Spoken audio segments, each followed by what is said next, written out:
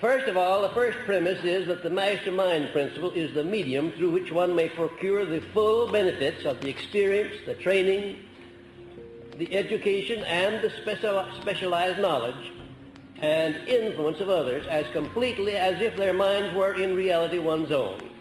Isn't that a marvelous thing to contemplate? That whatever it is that you lack in education or in knowledge or in influence, you can always obtain it through somebody who has it. The exchange of favors, the exchange of knowledge is one of the greatest exchanges in the world. It's a very nice thing to engage in business where the exchange of money makes you a profit, but I would a whole lot rather exchange ideas with somebody, give a man an idea that he didn't have before and receive in return one that I didn't have, than I would do make an exchange of money. You, of course, know that Thomas A. Edison was perhaps the greatest inventor the world has ever known. He was dealing all the time with many of the sciences, and yet he knew nothing at all about any of the sciences. You'd say it would be impossible for a man to succeed in any undertaking unless he were educated in that field. I was astounded when I first talked to Andrew Carnegie to hear him say that he personally didn't know anything about the making or the marketing of steel. And I was so astounded at that statement, I said, well, Mr. Carnegie, just what is your part in this job here? What part do you play? Well, he said, I'll tell you the part that I play. My job is to keep the members of my Mastermind Alliance working in a state of perfect harmony. And I said, is that all you have to do? He said, well, have you ever tried to get any two people to agree on anything for 3 minutes in succession in your life? I said, well, I don't know that I have. Well, you said you try it someday to see just what kind of a job it is. To get people to work together in a spirit of harmony is one of the greatest of human achievements. And then Mr. Carnegie went on to break down his mastermind group, to describe each one individually, to tell what part he played. One was his metallurgist, one was his chief chemist, one was his plant works manager, and one was his legal advisor, one was the chief of his financial staff.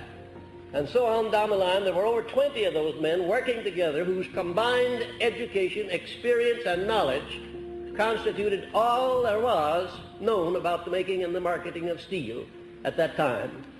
And Mr. Carnegie said it wasn't necessary for him to know about it. He had men all around him who did understand the making and the marketing of steel, and that was his job, to keep them working in perfect harmony. And the second premise, an active alliance of two or more minds in a spirit of perfect harmony for the attainment of a common objective, stimulates each individual mind to a higher degree of courage than that which is ordinarily experienced, and prepares the way for that state of mind known as faith. You know, in driving an automobile, every so often the battery runs down, and you have to do something about it. You come out some morning, you step on the starter, nothing happens. I know of people who get out of bed in the morning, do the same thing. Nothing happens, except they feel badly. They don't want to put on their shoes. They don't want to get dressed. They don't even eat breakfast. Now, they need what do they need? Need the batteries charged, of course, and they have to have a source for doing it. It's a mighty fine thing if a man gets up in the morning feeling like that, and if he can have a little talk with his wife, for instance, and she's a good coordinator, and she helps to charge his batteries. The chances are when he comes home that night, he will come home with all of the rabbit skins that he went out to get. The third premise, a mastermind alliance properly conducted stimulates each mind in the alliance to move with enthusiasm, personal initiative, imagination, and courage to a degree far above that which the individual experiences when moving without such an alliance. In my own early beginning, I had a mastermind alliance of 3 people. I had an alliance with Mr. Carnegie and with my stepmother. And we, through 3 people, nursed this philosophy through the stages when everybody else was laughing at me and making fun of me for undertaking to serve the richest man in the world for 20 years without any compensation. And there was a whole lot of logic to what they were saying, because at that time I wasn't getting very much compensation out of it in the way of money, at least. There came a time, however, when the laughing was on the other side of the face. But that took a long time, and there was plenty of blood and tears shed, I'll assure you, before I got to the point at which I could laugh back when the people laughed at me. But the relationship between we three people, my stepmother and Mr. Carnegie and myself, enable me to offset all of this fun making that was thrown at me by my relatives and my friends and everybody who knew what I was engaged in. Now, there are times, you know, when if you undertake anything above mediocrity, you're going to meet with opposition, you're going to meet with people who will chide you and poke fun at you, and most of them will be right close to you, some of them perhaps your own relatives. You need some source to which you can turn when you're going to aim above mediocrity to get your batteries charged and to keep them charged so that you won't quit when the going is hard and so you won't pay any attention when somebody criticizes you. You know, criticism falls off my back just like water off a duck's back, or more than that, like a bullet off a rhinoceros's hide. But I'm absolutely immune to all forms of criticism. Whether it's friendly or unfriendly, makes no difference to me whatsoever. I'm just immune to it, that's all. And I became immune because of my relationship with certain people through whom I built up an immunity under my Mastermind Alliance. If it had not been for the relationship with my stepmother and Mr. Carnegie, I wouldn't be standing here talking to you folks tonight. You wouldn't be here as students of this philosophy, and this philosophy would not be spread all over the world helping millions of people. Because I had a million opportunities to quit. At least a million opportunities. And every one of them looked very alluring. And almost sometimes it seems as if I were stupid if I didn't quit. But this marvelous relationship, I could always go back to Mr. Carnegie, I could always go run into my stepmother and we'd sit down and have a little chat and she'd say, stand by your guns. You'll come out on top. I know you will. She once said, at a time when I didn't have two nickels to rub together, as my enemies were saying, she once said that you are going to be the richest member of the Hill family, far and away. I know it. I can see it in the future. Well, if you would take all of my riches and put them together, I suspect that I have more riches than all of my relatives put together for 3 generations back, on both sides of the house. That's true. And my stepmother could see that. She could see that what I was doing, it was bound to make me rich. I don't have reference alone to monetary riches. I have reference to those higher and broader riches that you find when you get to where you can render service to so many people. And the fourth premise, to be effective, a Mastermind Alliance must be active. It must be active. You can't just form an alliance with somebody and say, now that's it, we've got it. I'm lined up with this person, that person, the other person, we've got a Mastermind Alliance. It amounts to absolutely nothing until you become active. Every member of the alliance has got to step right in there and start pitching. Mentally, spiritually, physically, financially, every way that is necessary. They must engage in the pursuit of a definite purpose, and they must move with perfect harmony. Do you know the difference between perfect harmony and ordinary harmony? Do you know what it is? How many of you know the difference between perfect harmony and ordinary harmony? How many of you have ever had a relationship of perfect harmony with anybody? I'll tell you the truth. I suspect that I have had harmonious relationships with about as many people, maybe more people than any person living today, beyond any question of doubt. But I want to tell you that perfect harmony in relationship is about the rarest thing in the world. And I think I could count on the fingers of my 2 hands all of the people that I now know with whom I have a relationship of perfect harmony. I have a speaking acquaintance, a very nice, polite speaking acquaintance with a lot of people, but that's not perfect harmony. I have a working alliance with a lot of people. That's not harmony, perfect harmony. Perfect harmony consists only when your relationship to the other fellow is such that if he wanted everything you have, you would willingly turn it over to him. Now, it takes a lot of unselfishness to put yourself in that frame of mind. Mr. Carnegie stressed time and time again the importance of this relationship of perfect harmony, because he said if you don't have perfect harmony in your Mastermind Alliance, it's not a Mastermind Alliance after all, it's just cooperation or coordination of effort. Without this factor of harmony, the alliance may be nothing more than ordinary cooperation or friendly coordination of effort. The mastermind gives one full access to the spiritual powers of the other members of the alliance. I want you to underscore that part in your notes. The mastermind gives one full access to the spiritual powers of the other members of his alliance. I'm not talking now about just the mental powers or the financial powers, but the spiritual powers.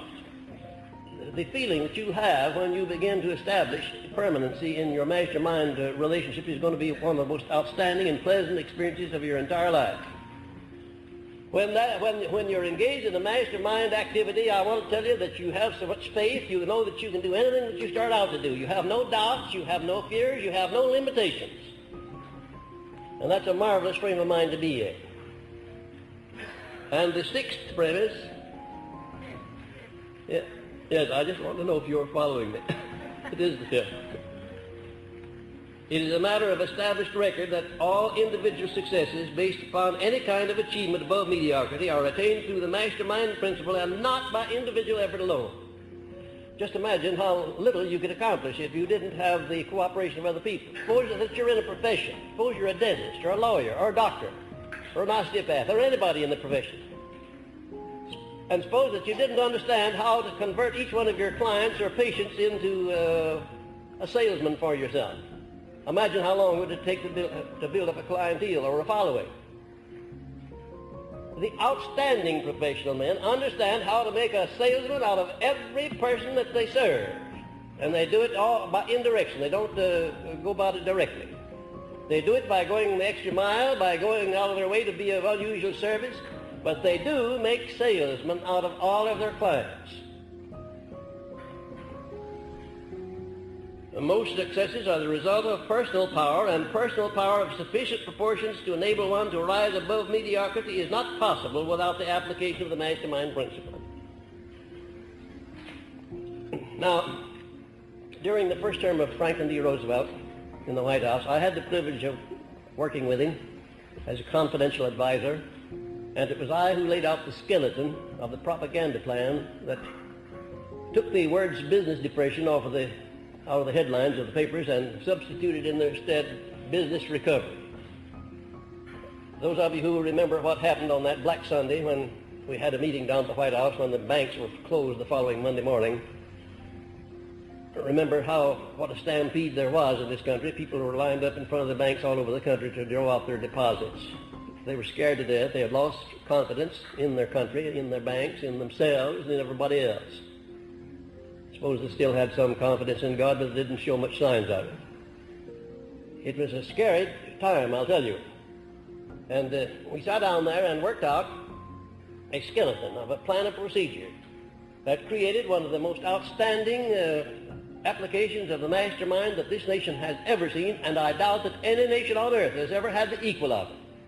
Because it was only a matter of weeks until we had taken all that fear out of people. It was only a matter of days until salesmen on the road who had run out of funds, who couldn't get money, were laughing about it and not in any way scared about it.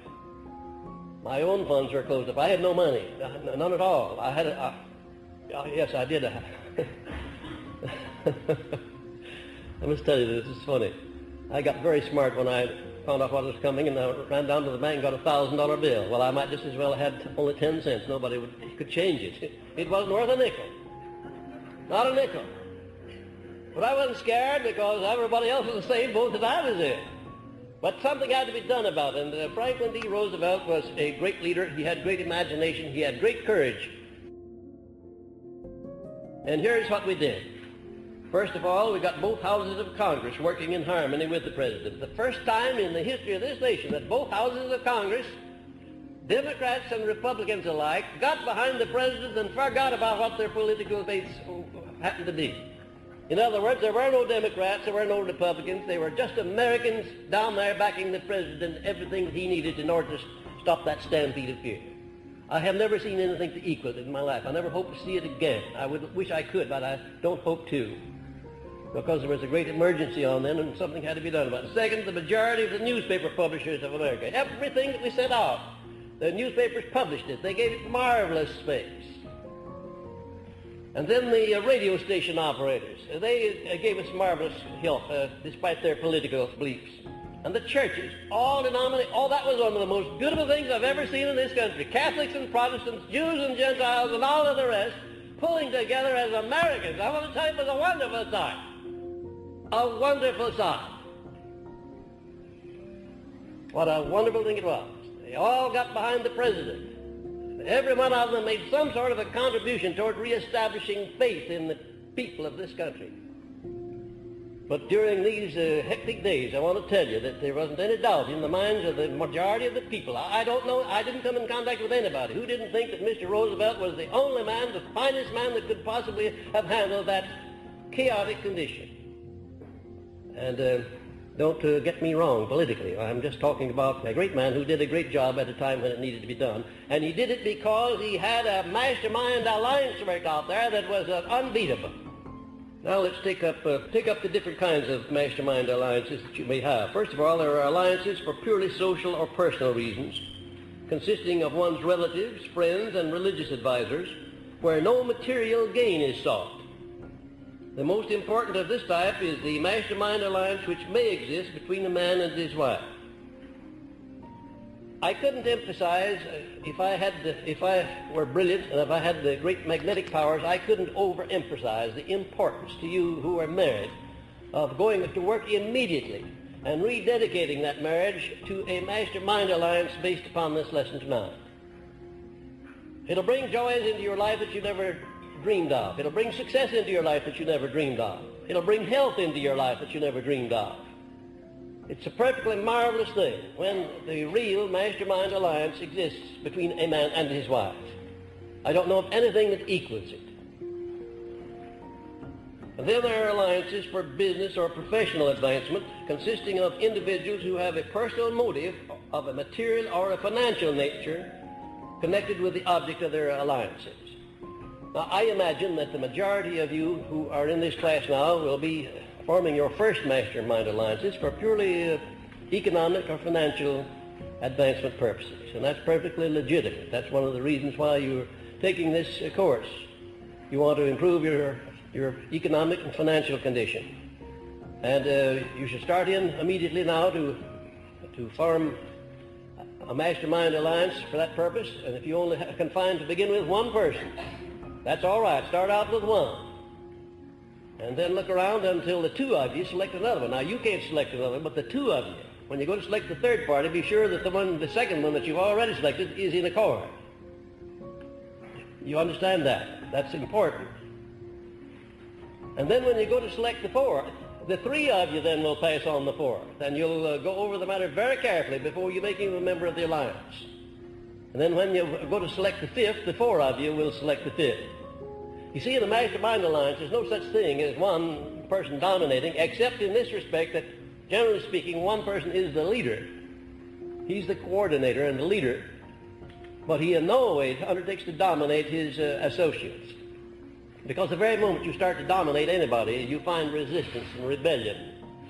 Even though it's not open rebellion, it's rebellion nevertheless.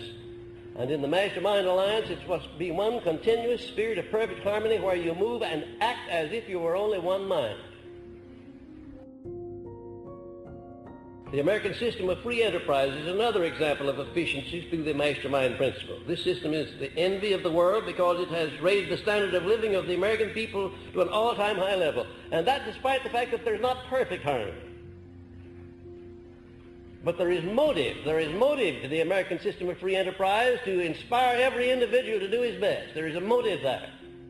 And incidentally, more and more industry and business is coming to understand that they can go a step further, and instead of just having cooperation or coordination of effort between management and the workers, that they can have the mastermind principle by sharing the management problems, by sharing profits, by sharing everything. And wherever I have been successful in influencing any business to adopt that policy, the business has made more money than it's ever made before, and the employees have received more wages, and everybody's happy. General instructions for the forming and the maintenance of a mastermind alliance. First, adopt a definite purpose as an objective to be attained by the alliance, choosing individual members whose education, experience, and influence are such as to make them of the greatest value in achieving the purpose. A lot of times I'm asked by students, what is the most favorable number for a mastermind alliance? And how do you go about selecting the right sort of people for your mastermind alliance? And the nearest answer that I can give you that is that the procedure is exactly the same as if you were starting into a business and you were choosing employees. What kind of an employee would you choose?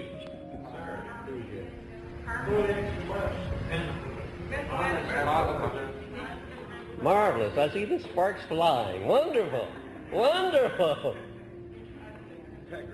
Dependability at the top of the list. If a person is not dependable, I don't want any part of him in a business transaction. No part of him, no matter how brilliant he may be, no matter how well educated he may be, the more educated he is, the more dangerous he may be if he's not dependable.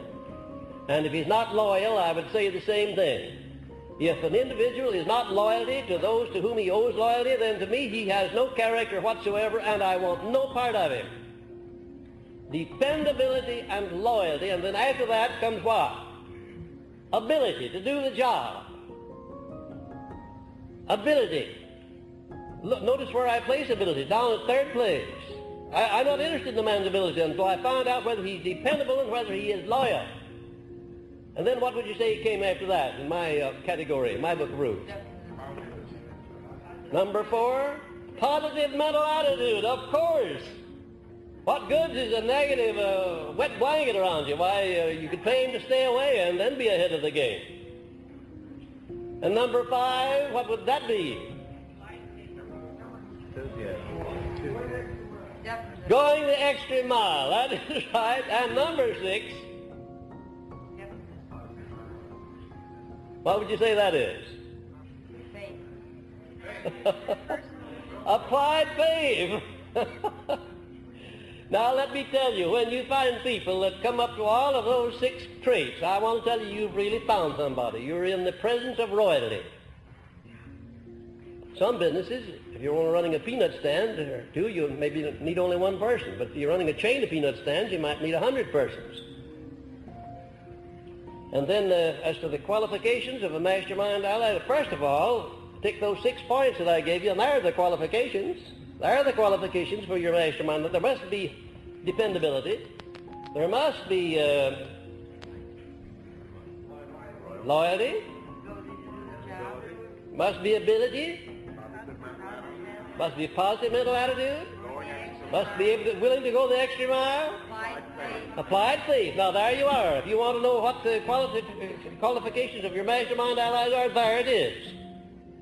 And don't settle for anything less. If you find a man that has 5 of those qualities and doesn't have all 6 of them, you better beware of him before you start. Because they're all essential in a mastermind relationship. You can check very carefully and see that that's true. You couldn't have perfect harmony unless you were working with somebody who checked 100% on all of those 6 points. You just couldn't have a mastermind alliance. You might have a working arrangement like so many people do, but it wouldn't embrace all of the potential values of the mastermind.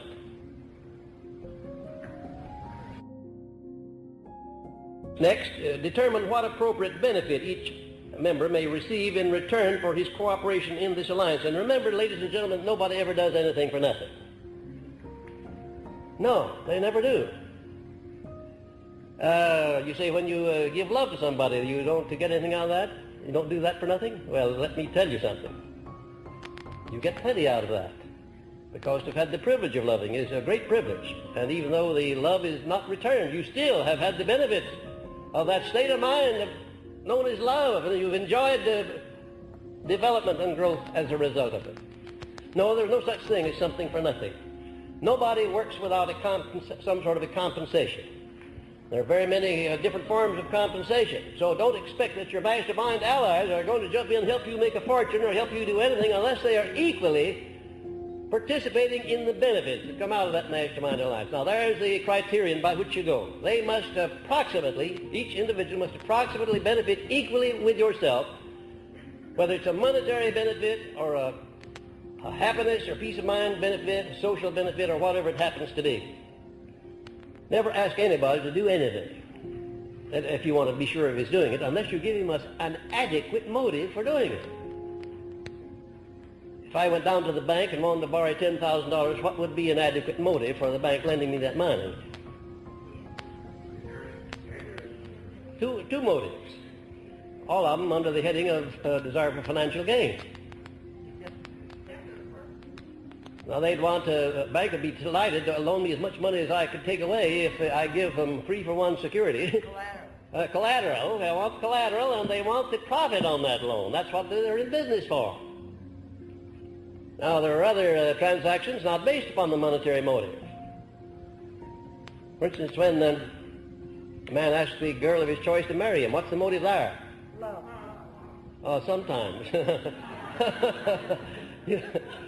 Theoretically, love, yes. Animal magnetism. Money. Well, isn't this interesting? I bet out of all the people sitting here, everyone would have a different idea or definition as to what the motive is when a man asks the girl of his choice to marry him and she accepts. Why does she accept him?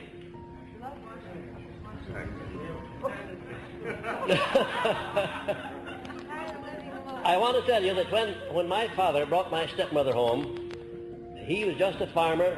He never had on a white shirt or a tie. He was afraid of white shirts and ties.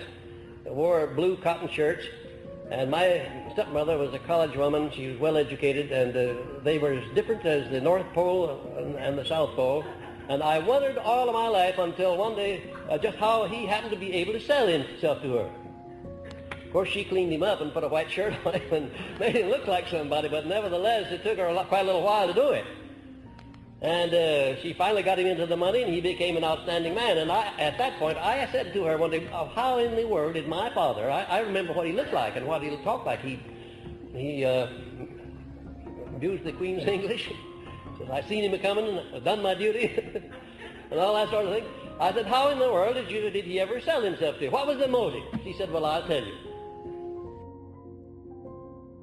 First of all, I recognized that he had good blood in his veins and that he had possibilities, and I believed that I could bring them out. And she did bring them out. Mrs. Henry Ford and Mrs. Thomas A. Edison are two of the out. If you had a definite major purpose, knew exactly what you wanted to do, had a mastermind alliance of people that could help you do it, and then had sufficient faith to keep you going while you did it, don't you see that would be about all you would need? Why then do we need 14 additional principles, do you suppose? Well, I'll tell you why. We need 14 additional principles to induce you to make use of these three. You need personal initiative, you need imagination, you need enthusiasm. In other words, this philosophy is something like baking a cake. When you go to bake a cake, you don't put in just one ingredient. You put in a pinch of this, and a pinch of that, and a dash of the other thing, and then you put it in the stove and bake it. And if you took out any one of those ingredients, you wouldn't have the same kind of a cake. And it's the same way with this philosophy. You can't leave out any one of these 17 principles. It'd be just like taking a link out of a chain. You wouldn't have a chain anymore. You'd have two parts of a chain, but not a whole chain. And these other 14 principles are supporting principles of these three. Faith is a state of mind that has been called the mainspring of the soul, through which one's aims, desires, plans, and purposes may be translated into their physical or financial equivalent. And here are the fundamentals of faith. Now, when you speak of applied faith, ladies and gentlemen, we're talking about something vastly different from just mere belief. Applied, the word applied means what? Action. That's the action part of faith. And without action, faith is nothing but just daydreaming. And there are a lot of people, you know, who believe in things, but they don't do anything about them. They are engaging only in daydreaming. Applied faith is an active faith. Now, the fundamentals of faith are, first of all, definiteness of purpose, supported by personal initiative and action. Action, action. The more action, the better. It means continuous action. Not only on your part, but on the part of those that may be cooperating with you or may be mastermind allies of yours.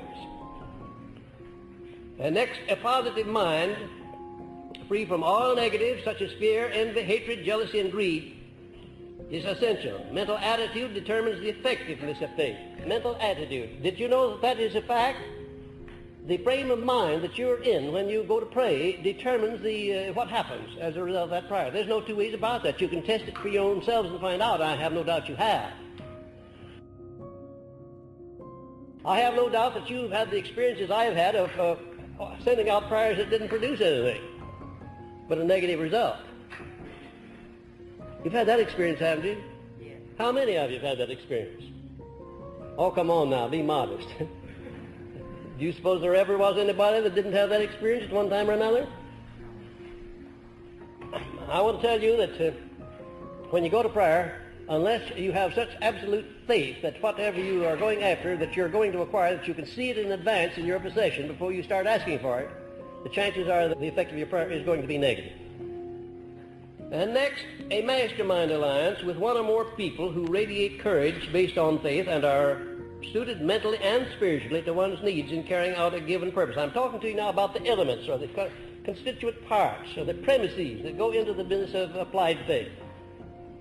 And next, recognition of the fact that every adversity carries with it the seed of an equivalent benefit, and temporary defeat is not failure until it has been accepted as such.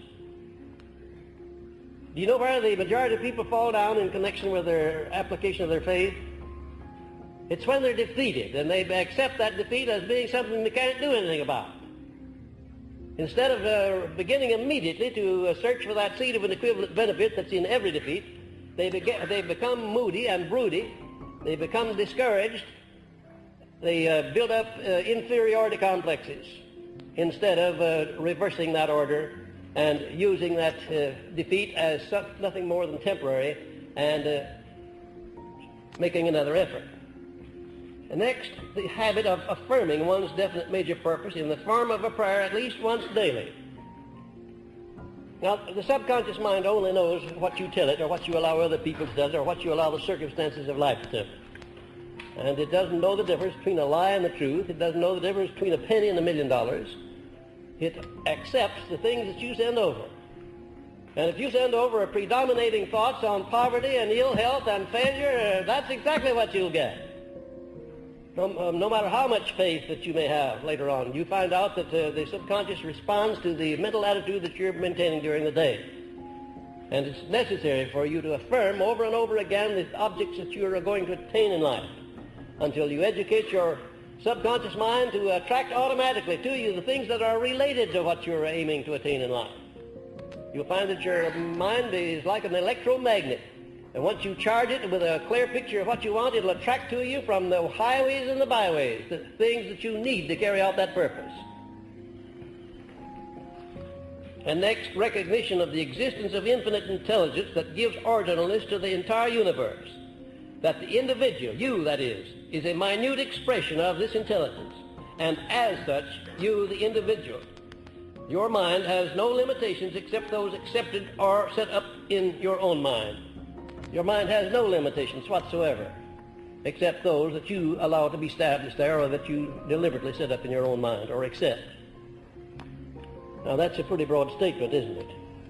But the achievements of men like Mr. Edison and Mr. Ford and Mr. Carnegie and Napoleon Hill, if you please, certainly, definitely supports the idea that there is no limitation except that which you set up in your own mind. And if I had ever wavered for 1 second, from the time that I started with Mr. Carnegie up until the time I gave this philosophy to the world, if I had wavered 1 second in my belief that I would do it, I would never have done it. How did I happen to do it? Do you have any idea what played the strongest part in what I've achieved? It wasn't my brilliancy. It wasn't my outstanding intelligence. I have no more brilliancy than the average person, and no more intelligence than the average person. But there was something in there that was responsible for it. Having a definite faith is very grand. In other words, I believed I could do it, and I never stopped believing it. The harder the going was, the more I believed I would do it.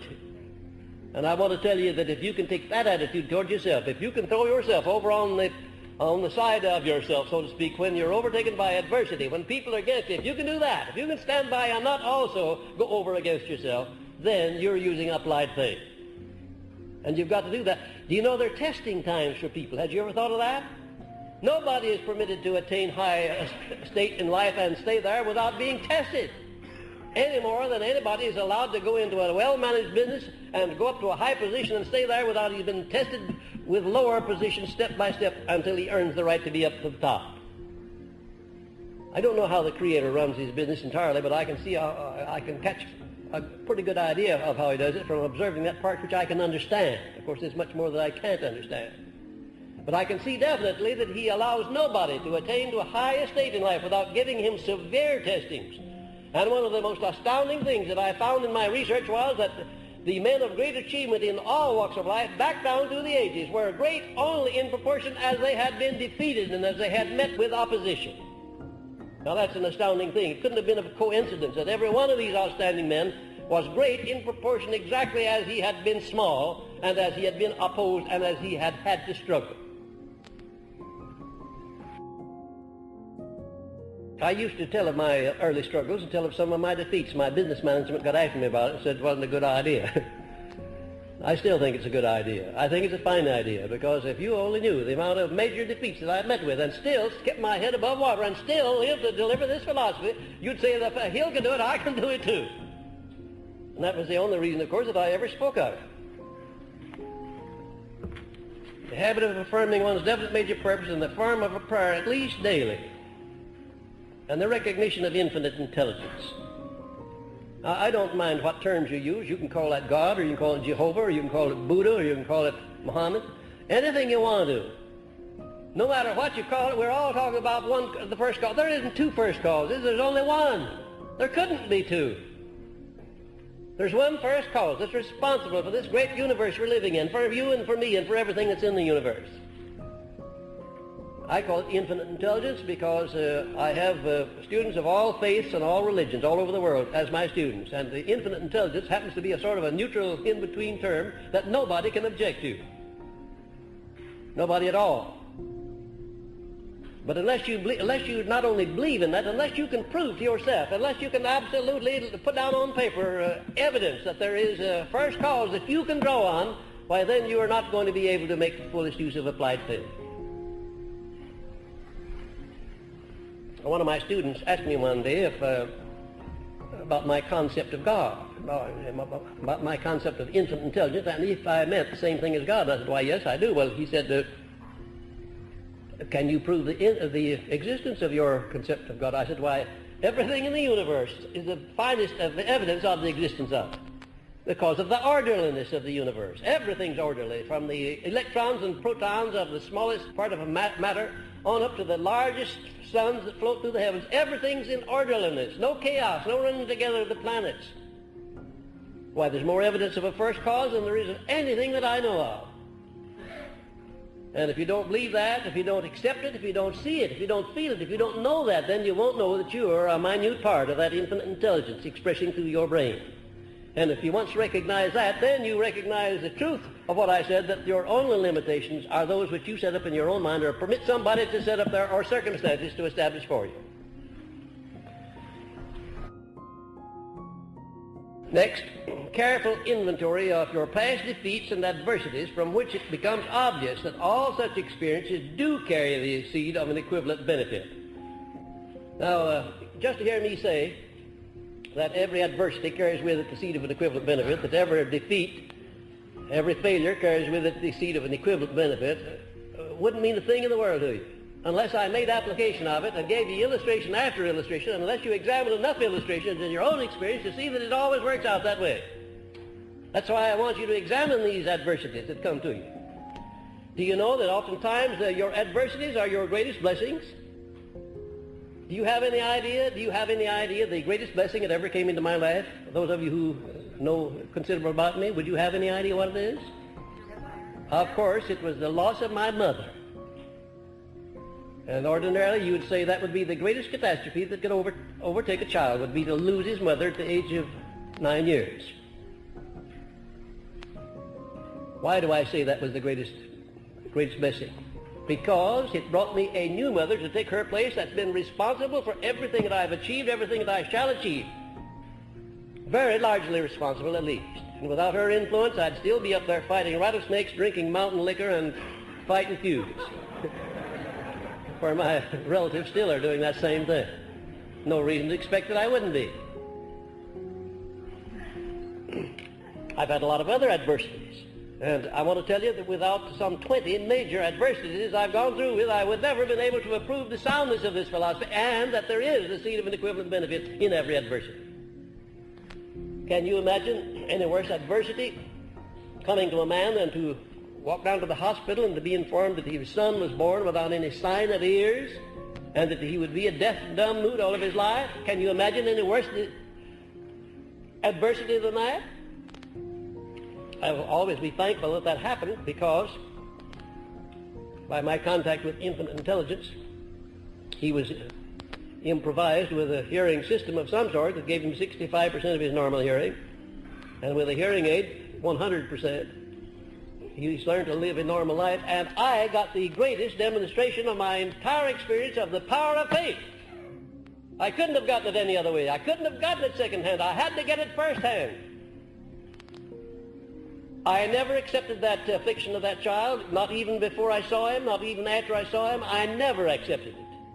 His relatives accepted it. They wanted to put him in the school of underprivileged where he learned the sign language, learned lip reading. I didn't want him to know there were such things. And when he got up to where he was old enough to go to school, I had a fight with the school authorities every year, just as regular as the time came around. They wanted to send him over to school for underprivileged children, where he'd mix with the other children and see that there were afflictions. I didn't want him to know there were such things. And I taught him from the very beginning that his not having any ears was a great blessing. And he believed it. And it turned out to be, because people took compassion on him. They did things for him they wouldn't have done otherwise. He got a job as a salesman for the Saturday Evening Post, and he led every salesman throughout the United States. Oftentimes he'd go out with $5 worth of merchandise and come back with $10 in cash. He did that many times. People would look at him and say, well, that poor little fellow, no ears, out selling papers. I guess his parents are poor. Give him a dollar bill, and instead of giving him back, giving him back 95 cents, and say, oh, just sonny, you just keep that. And very often he'd get $1 apiece for Saturday Evening Post. Not at all conscious today of any affliction. He's living a perfectly normal life, because I taught him that an affliction, any kind of an affliction, can be transmuted into a benefit. Now that's an astounding thing, isn't it, to consider that that is true. But it is true. Now, as I said, you're just hearing me say that won't mean a thing in the world unless you begin to look around in your own experiences, take inventory, and watch what happens in the future. There'll be things happen to you in the future that are unpleasant, and maybe some to me too. But I tell you what I'm going to do when anything unpleasant happens to me. I'm going to immediately transmute it into something pleasant. Immediately. And then I'm still talking about the fundamentals of faith. Self-respect expressed through harmony with one's own conscience is certainly an important factor in applied faith. Self-respect expressed through harmony with one's own conscience. Isn't it a marvelous thing that the Creator set up in everybody a judge advocate that tells you the right thing and the wrong thing? You don't have to ask anybody. Isn't that a marvelous thing? You don't have to ask anybody what's right or wrong. Your own conscience tells you. Unless you convert it into a conspirator instead of a cooperator by choking it off and not responding to it, as so many people do. Your conscience can be not only a guide, but it can also be corrupted to where it's a conspirator. It'll help you cover up your meanness. And a lot of people use it for just that purpose, too. Believe me, they have it choked off. If that weren't true, there couldn't be so many brutes loose in the world today, concocting plans for starting bigger and better wars. They have no conscience. They've killed off the conscience. That conscience is a marvelous thing. And next, to create a mental attitude favorable for the expression of faith. Now, here's what you do. First of all, know what you want and determine what you have to give in return for it. Know what you want in life.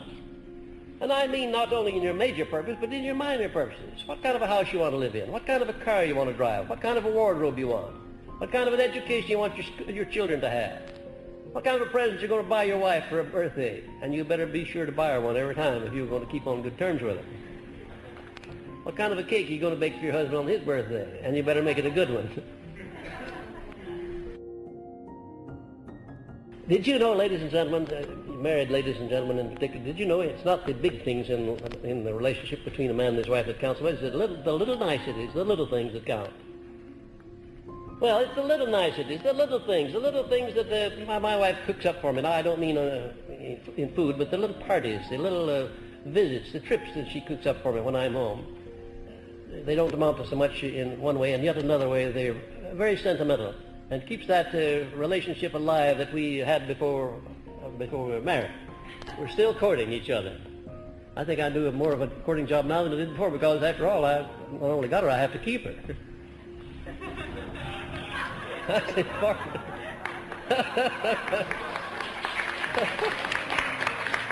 Well, we have a lot of fun with these off-the-cuff remarks. Not that you don't find any of that in the notes at all, but but I just know that these are very super intimate things that make joy in my life would be just as acceptable in your life too. I know it's the little things in your life that make the difference between the happiness and unhappiness. And next, when you affirm the object of your desires through prayer, let your imagination see yourself already in possession of the thing that you're going after. Now that, you might say, that takes a lot of willpower, a lot of determination, but if you keep at it, you'll find that it's not so hard to do. In the first place, it's easy for me to do that because I never go after anything that I haven't first sold myself thoroughly on the idea that I not only have the right to get it, but that I am going to earn that right by giving something in return. And that's the best salesmanship in the world.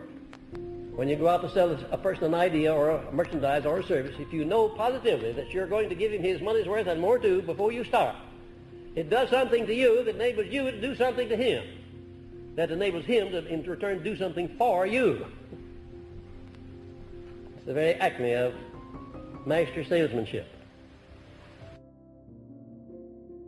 You know, I've said this, ladies and gentlemen, several times, and at the risk of being boresome to you, I'm going to repeat that if you want your prayers to be effective, don't wait until the time of need to utter them. Build up the habit of prayer when you don't need anything. And what do you pray for then? For what you already have. You give gratitude for what you already have, don't you? Wouldn't it be an interesting thing if I gave you a lesson assignment right now to write down before you go to bed tonight, everything that you have in this world to be thankful for? And I'm giving you that assignment, every one of you, and I want you to carry it out. It's going to be one of the surprises of your life. You may have a lot of things you don't want, but you have a lot of things you do want. Write down a list of them and express gratitude that you have these things that you like. And you certainly can start with the fact that you're associated here in a country where you have freedom of speech, freedom of action, freedom of thought, and freedom of opportunity. Certainly that would head the list. Because in other countries we don't have that much. And then you could come right on down from that and put down all the things that you have to be grateful for, and then start in expressing gratitude every night and every day. Keep your mind open for guidance from within. Now, what do I mean by that, you suppose? Yes, hunches. You'll get hunches. Don't be, what is the word I want to use? Disrespectful. Don't be disrespectful of hunches. Treat them with civility. Examine them. And you may find that some of these very unusual hunches that you come are bringing you messages that you need to get you over the hump in whatever it is that you're doing. And when you are inspired by hunches to move on some plan created by your imagination which leads in the direction of that which you desire, accept the plan and act upon it at once. And remember always that there can be no such state of mind as faith without appropriate action. Faith without deeds is dead. And when overtaken by defeat, as you may be many times, remember that man's faith is tested many times, and your defeat may be only one of your testing times. Isn't that an astounding and an encouraging thing to recognize that when you're meeting with defeat, that probably in the eyes of your Creator, you're only being tested to see whether you're a man or a worm. And believe you me, we all go through that testing time. And the ones that survive these tests and come out on top with an abiding faith are the ones that become truly great in life. I don't think there's any doubt in the world but what it's a part of the Creator's plan to see that everybody that amounts to anything above mediocrity must pay the price of undergoing test after test as to his faith. I don't think there's any doubt about that. I see evidence everywhere that that's true. Any negative state of mind will destroy the power of faith and result in a negative climax. Your state of mind is everything. Why do you suppose that in my notes here you notice that I have underscored your state of mind is everything? I underscored for emphasis. Why do you suppose I wanted to emphasize that statement?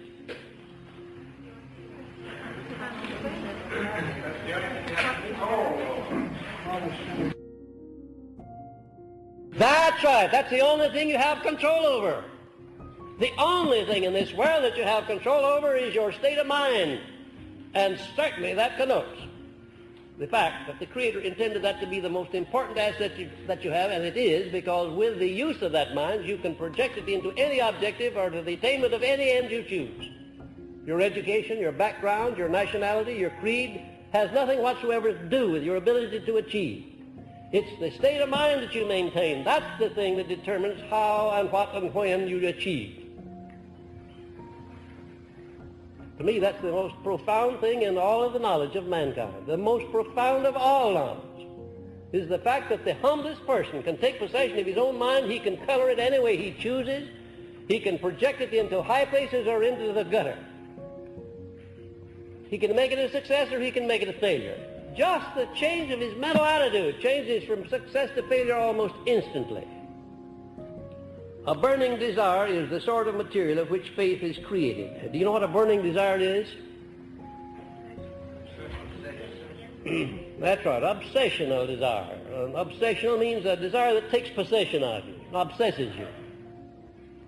Now, there are a lot of desires in the world, but they're not burning desires, and they're not obsessional desires. And most people in their whole life never express or never experience an obsessional desire for anything. We start out with hopes, not too definite, but faint hopes for things, and wishes. We wish for, everybody wishes for a lot of money without any having to work for it. Well, maybe not everybody, but of course my students don't.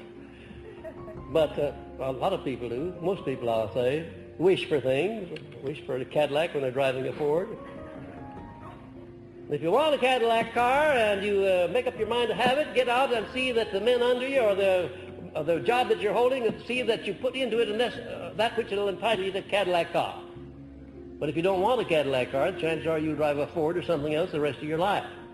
You have to want things. You have to want them with a burning desire, and then you have to do something about that burning desire. What is it? Action. You've got to start in right where you stand, showing that you do have faith in your ability. Start right where you stand with action. Now, here's a lot of examples of men of achievement. I'm not going to go over them. You know them. But there is one down here that I particularly want to call your attention to. That is Miss Helen Keller, who believed that she would learn to talk despite the fact that she had lost the use of her speech, her sight, and her hearing. Can you imagine that? Lost the use early in life of her speech, her sight, and her hearing. She couldn't hear, she couldn't see, and she couldn't speak. And yet, did you know, of course you do know, that Miss Helen Keller became one of the best educated women in the world. She's in contact with more public affairs and civic affairs and conditions all over the world than the 9/10 of the women who have all of their senses. Isn't it an astounding thing? And all she has to go by is the vibration. If you speak to her, she puts your fingers up to her lips, and she can tell what you're saying by her fingertips. Entirely by vibration. Think with a woman with a handicap of that kind all the way through life, getting joy out of life, rendering useful service, making speeches. She's learned after a fashion to talk. Doing a great work where the majority of people would have settled for a tin cup and a bunch of lead pencils on a street corner with any one of those afflictions. While I was on the staff of Franklin D. Roosevelt, I passed at the corner of Pennsylvania Avenue on the street running by the White House. Every day I passed a man sitting there with a tin cup and some pencils. I became acquainted with that man. He had lost the use of his legs. He had the same affliction as Franklin D. Roosevelt, exactly. And it happened at about the same time. And I found out that he had even a better education than Franklin D. Roosevelt had. But there he was, out there with a tin cup and pencils, trying to eke out a living by begging. There was just a block away, there was the man with the most important and responsible position in the whole world, running a great nation, who also had lost the use of his legs, but he hadn't lost the use of his brain. He hadn't lost confidence in himself.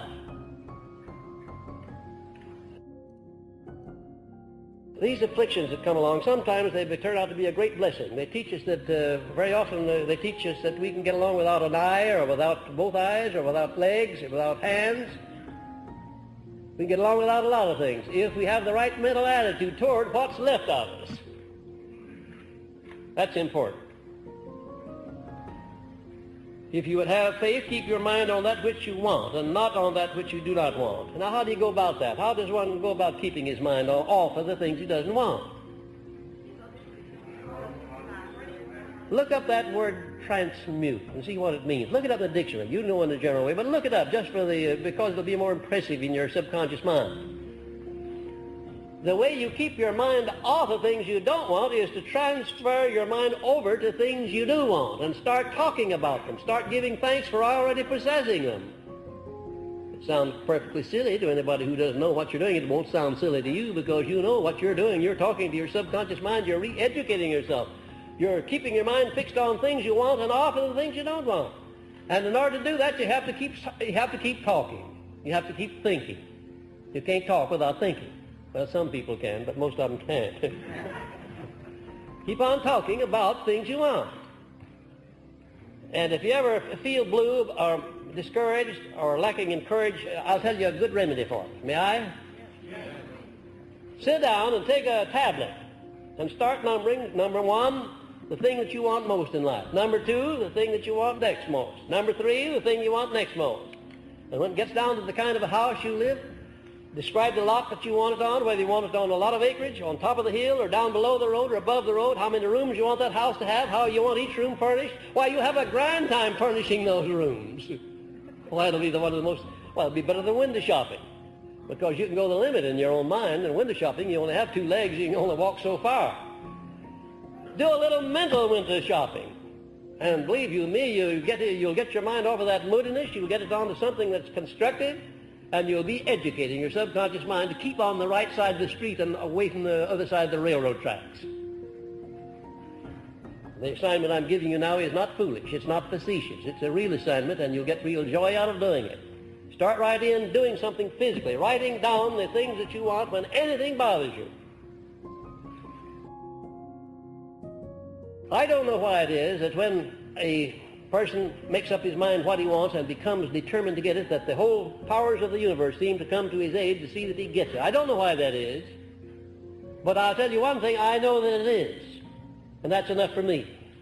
There are a lot of things in this world that I can see, a lot of advantages I can use that I don't understand, but I don't need to understand them. I know which button to press to get the result I want, and I don't need to know what happens between the pressing of that button and the result that happens. I know that if you follow the instructions in this philosophy, I know that you'll be able to take possession of your own mind. You'll be able to get the things out of life that you want. You'll be able to make life pay off on your own terms. I know that. How would I know, do you suppose, that any person can actually make life pay off point by point on his own terms instead of accepting the circumstances? How would I know that? There is only one way in this world that I could possibly know that, and that's by my own experiences. I can tell you as sincerely as I'm standing here on this platform talking to you tonight, there isn't a blessed thing in this world that I want that I don't have or can't get easily. Not anything. What an astounding statement that is. If you go back just a few years ago, what an astounding statement it is, because it's so broadly in contrast to what I might have said a few years back, before I'd learned the secret of getting everything that I want. And do you know, there was a time when I was carrying around in my own pocket the matches with which I was setting my house of opportunity afire and didn't know it. And I finally got rid of those matches. I began to build that house of opportunity. And I come to find out that the house resembled the picture of it that I built in my mind, right down to the finest detail. Well, there's no such thing as a blanket faith. You must have a definite objective, a purpose, a goal before you can have faith in anything. Faith is a mental attitude wherein the mind is cleared of all fears and doubts and directed toward the attainment of something definite through the inspiration of infinite intelligence. Faith is guidance. It is nothing more. Had you ever thought about that? Faith is guidance. It's nothing more than that. Faith's not going to go out and get you that Cadillac or that mink coat or that new house that you want or that better job or that better business or all those clients that you need if you're a professional. Faith's not going to do that. But faith will guide you as to how you can do it, And you'll find that there is always a part that you must play. The Creator wisely arranged it so that we can produce our food from the soil of the earth. Everything that we eat, use, or wear comes from the earth. Everything. And infinite intelligence has very wisely provided a system whereby you can be sure of getting your food out of the soil of the earth. How? By complying with the laws of nature. You go out there and you plant the seed. You plant it in soil that you have examined to make sure it has the elements in there that you want into the plant. You plant it at the right season. You plant it at the right depth in the ground. All of those things you do in way of going the extra mile. You do them in advance. And then what do? You go back the next day and start harvesting, do you? No, you time it properly. You find out what nature requires in order to produce to convert or transmute a seed of wheat into a stalk of wheat with 500 or 1,000 grains on it. And you comply with nature's laws. That's what you do. And it's the same thing identically in connection with this subject of faith. In anything else, you expect guidance. You do your part. You have to do your part. You always will find that there's a part that you must do in connection with any example of a demonstration of faith. Faith will do nothing for you if you expect everything to be done for you outside of yourself. It's guidance. If you expect to get the answer, there you'll have it. And faith probably, now notice that word probably down there. Why do you think I say faith probably works through the subconscious section of the mind? I'll tell you why I put it there, because nobody knows definitely whether it does or not. It's a theory, and for want of a better theory, I'm using it. It appears to work through the subconscious section of the mind, the subconscious acting as the gateway between the conscious section of the mind and infinite intelligence. My mental picture of what happens when you pray properly is that you first condition your mind, you know what it is you want, and then you transfer over to your subconscious mind a clear picture. That subconscious is the intermediary or the gatekeeper between you and infinite intelligence. It's the only one that can turn on the power of infinite intelligence for you. It's the only way you can reach into infinite intelligence in my book of rules. And if that isn't correct, as far as I'm concerned, it might as well be correct, because that's the way I get it to work. Now, the definite essential steps in the development of self-reliance based on faith. If there's anything that people need more than everything else, it's self-reliance, belief in yourself. Here are the steps. I'm not going to go over all of them, but I'm going to call your attention to the most important ones. First of all, you adopt a major purpose and begin at once to attain it. That's the first step in building self-confidence. You know, when you know what you want and you start in getting it, you have a measure of self-reliance. You're demonstrating a measure of self-reliance, because if you didn't believe in yourself, you wouldn't even begin, would you? The very fact that you start, even though you're a long way from attaining the thing you're going after, shows that you have a measure or a degree of self-reliance. And the more you pursue that idea, the stronger that belief will be. And next, associate as many as possible of the 9 basic motives with the object of the definite major purpose. In other words, have yourself inspired by as many as possible of those 9 basic motives when you go after anything. You know, you've had this experience. You wanted something very badly, and in order to get to something that you wanted very badly, a material something, it meant extra money that you couldn't lay your hands on. You didn't have it in the bank, you weren't earning it. Now, what do you do in a case of that kind? Borrow? Well, a lot of people do. There's always something else, too, that you can do that's more important than borrowing. Why, you begin to connive and work out some sort of a scheme to earn some more money, don't you? That's what you do. My little son Blair, when he's about 6 or 7 years old, wanted a nice an electrical train. It cost $50. And it was more than we felt we could give him at that time, because we'd had to give the other 2 children $50 gifts too. And I told Blair that. He said, "Oh, I didn't ask you to buy me anything." I said, "Well, that's different. Fine." He said, "I just wanted your approval to buy the train." Then he made out the order. Lionel train, $50. And there came a big snow the next day, and he borrowed a shovel from the janitor, and he went down the street cleaning off sidewalks. Didn't ask anybody if he could do it, just started cleaning off the sidewalks. And they'd all come out and get into a conversation with him and say, "Oh, I thought it'd be a nice thing to just clean off your sidewalks. I see you haven't started doing it yet. I thought it'd be nice if you'd appreciate it." And invariably, they'd give him a quarter, a half dollar, sometimes $1. One man gave him $5. And before the end of the month, long before the end of the month, he had his $50 and $10 more that he'd earned himself. His mother thought that he ought not to be permitted to do that. It kind of disgraced us to let him go on down the street cleaning off sidewalks. Well, I say, disgrace my eye. They ought to find out who we are, that we can raise a child like this. How we do it.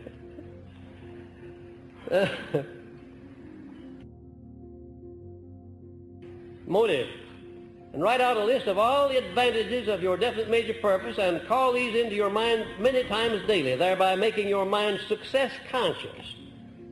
Did you know that in order to be healthy, you have to be health conscious? Did you know that? No matter what other precautions you take, if your mental attitude is not health conscious, if you're not thinking in terms of health, if you're not expecting that you're going to be healthy, you're not going to be, no matter what else you do. And it's the same thing with reference to success. If you accept any kind of a fear complex or an inferiority complex, if you don't expect success of yourself and develop a success expectation or consciousness, you're not going to be a success. You just have to do that. If your major purpose is to achieve some material thing or money, see yourself already in possession of it when you call it into your consciousness. This is of vital importance, because there, again, is coming into play your power of faith. And if your faith isn't great enough that you can see the thing already in your possession even before you start to get it, then you are not making use of applied faith. And associate with people who are in sympathy with you and your major purpose, and lead them to encourage you in every way possible. This has reference only to close friends or members of your Mastermind Alliance. Don't disclose your aims and purposes to people who are not absolutely dependable, loyal, and close to you. Especially loyal. Well, it's surprising how sometimes people to whom you disclose your ideas, if they're good ideas, they go around the corner and beat you to the draw, and they're using your ideas before you use them. Or they're saying something to discourage you. And let not a single day pass without making at least one definite move toward the attainment of your major purpose. Faith is a positive mental attitude in action. And your mental attitude is reflected in every word you speak, and it speaks louder than your words. Your mental attitude is the sum total of your thoughts at a given time. A positive mental attitude has its roots in the spiritual wells of one's soul. How true that is, and what a wonderful statement that is. A positive mental attitude has its roots in the spiritual wells of one's soul. Mental attitude is the medium by which adversities may be transmuted into benefits. And so the list goes. Now, you'll find some of those that appeal to you more than others. Print them out in a card or in some form where you can put them up where you can see them each day. Make them your own. Surround yourself with suggestions. Everywhere you look, you'll see something that suggests a positive mental attitude. You'll notice when you go into the office of a successful person or into the home of a successful person, if you can find his den or the place where he himself withdraws unto himself, you'll find that oftentimes he has himself surrounded with pictures of those whom he considers great. Oftentimes he'll have mottos on the walls. I've seen hundreds of them.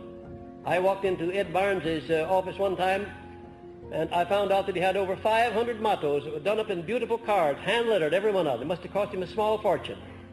I walked into my friend Jennings Randolph's office when he was in Congress in Washington, and I found he had all of the walls of his congressional office covered with the pictures of men whom he considered great. He did that to live in the environment of the great, in the environment of things that kept his mind positive.